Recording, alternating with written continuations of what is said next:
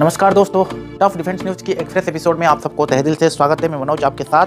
आज की इस टॉपिक में हम बात करेंगे इंडियन नावी के बारे में, जो कि अपडेट आ रहा है भारतीय रक्षा मंत्रालय की तरफ से।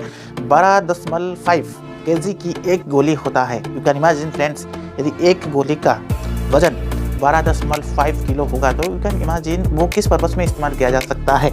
ये बता रहा है कि 12.5 केजी की एक गोली छलनी कर देगी दुश्मन का जहाज। नौसेना को मिलना ये खतरनाक गन चीज को देखकर कहीं ना कहीं चाइना आ गया है सदमे में, और इस चीज को देखकर पाकिस्तान कहीं ना कहीं अपने नौसेना को अलर्ट कर चुका है। जहाँ तक मैं बात करूँ, यदि आने वाला दिन में इस गन को पाकिस्तान और चीनी की सीमाओं पे इस्तेमाल किया जाए तो कहीं ना कहीं ये एक बेहद चीज़ होगा। जहाँ पर इंडियन मैप में आप देख सकते हैं बॉर्डर की LAC पर, या हम नावी की बात करें या एयरफोर्स की बात करें या हम भारतीय सेना की बात करें, तो 12.5 केजी की ये गोली आने वाला दिन में कहीं ना कहीं दुश्मन के लिए भारी हो सकता है फ्रेंड्स।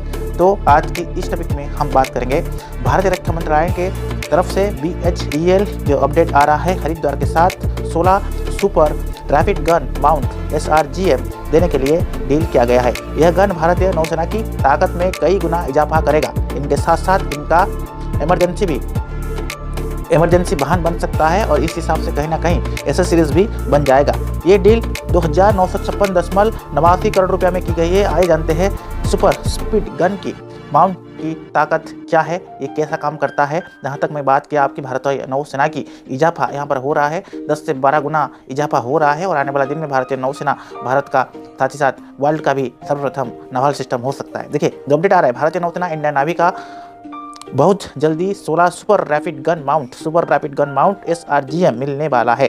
रक्षा मंत्रालय ने इन खतरनाक बंदूक के लिए BHEL हरिद्वार के साथ समझौता कर लिया है। यह डील 2956.89 करोड़ रुपए में हो रहा है। यदि मैं बात करूं, ये खास तरह की ऑटोमेटिक की गन है, यानी ऑटोमेटिक तोप है, जिसके गोलियां आम तोप के गोला से छोटी है लेकिन बड़ी मशीन गन के गोलियां जैसे बड़े होते हैं। तो आप इमेज देख रहे हैं, इन गन की डिजाइन और निर्माण सबसे पहले इटली की कंपनी OTO मेलर ने किया गया था, लेकिन भारत में इस लाइसेंस के तहत यह बनाया कि ऐसे बंदूक है कि जिसका इस्तेमाल anti missile, anti submarine, anti aircraft, anti surface और ग्राउंड सपोर्ट के लिए भी किया जा सकता है। जो अपडेट आ रहा है फ्रेंड्स, यहाँ पर बड़े अपडेट मैं आप लोगों के साथ शेयर कर रहा हूँ। यहाँ पर इंडियन नावी के तहत इस बंदूक में कई तरह की गोलियां लगाया जा सकता है, जैसे आर्मर, उस हिसाब से फियर्सेस यानी खतरनाक बख्तरबंद वाले गोली, उस हिसाब से डायरेक्ट कैफिनेट एसप्शंस गन, गाइडेंस राउंड्स, और यह बंदूक आमतौर पर 7.5 टन की होता है इसका वजन। इसके लिए यदि मैं बात करूं, इस बैरल 62 कैलिबर और 186 इंच लंबी होता है। इसमें 76.636 mm गोलियां लगाया जाता है। हर गोली का वजन होता है 12.5 kg।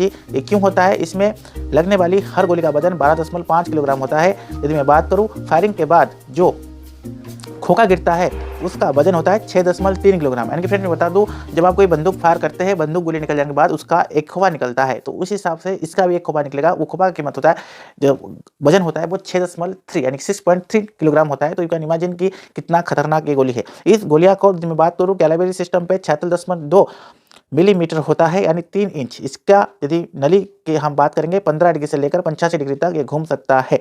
ये यानी दुश्मन की किसी भी कोने में भाग नहीं सकता। ये चारों तरफ घुमाते या 360 घुमा के इसको आप फायर कर सकते हो। तो ये कहीं ना कहीं आने वाला दिन में सही मायने में काम करे तो भारत का नावल सिस्टम काफ़ी हद तक इजाफा हो सकता है।